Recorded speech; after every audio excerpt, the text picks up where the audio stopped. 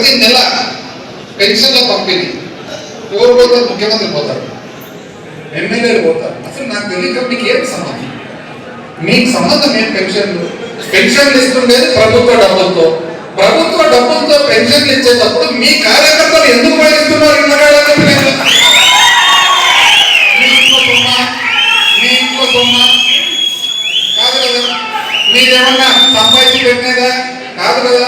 ప్రభుత్వ సొమ్ము ప్రభుత్వ విధానం ఇస్తున్నారు అంటే రేపు పొద్దున ప్రభుత్వ ఉద్యోగులకు కూడా వెళ్ళిపోతారు మీ అయ్యకి జీతానికి.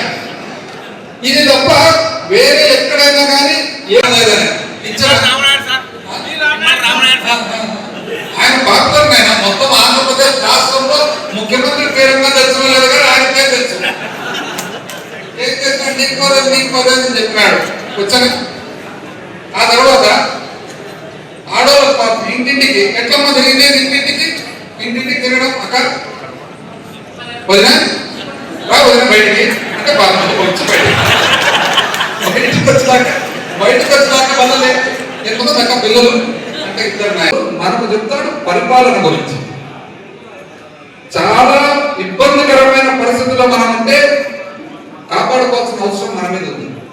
స్థానిక విషయాలకు వస్తే అసలు ఎవరైనా కానీ చంద్రశేఖర్ ఎవరైనా కానీ ఒక ఎమ్మెల్యే అయినాక ఏం చేస్తారు? ఒక ఎమ్మెల్యే అయినాక ఫస్ట్ ఒక ప్రణాళిక ఏమని, నేను నా నియోజకవర్గానికి ఇవన్నీ చేయదలుచుకున్నాను, ఏం చేయాలి? 2014 నుంచి 19 మీరు ఎప్పుడైతే నన్ను ఎమ్మెల్యేగా ఎన్నిక చేసుకున్నారో 5 సంవత్సరాల పాటు ప్రతిరోజు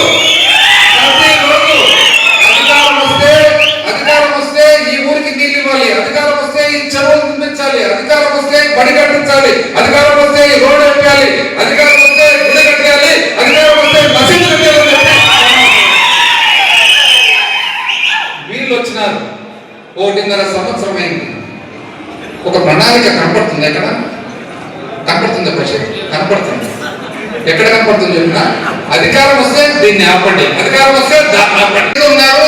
మనం ఓడిపోయి నవ్వుతున్నామని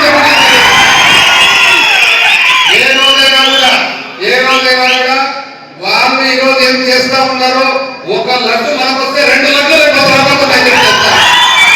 నువ్వు ఇంత ఉప్పుకారం వేస్తే ఒక డబ్బా ఉప్పుకారం మీద వస్తారు చెప్పి తెలియజేస్తా.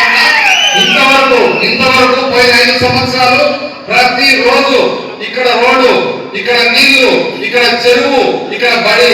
రాబోయే 5 సంవత్సరాలు మాత్రం మనం అధికారంలోకి వచ్చిన తర్వాత అదే శ్రద్ధ మనుషుల మీద ఉండబోతా ఉందని చెప్పి తెలియజేస్తాం.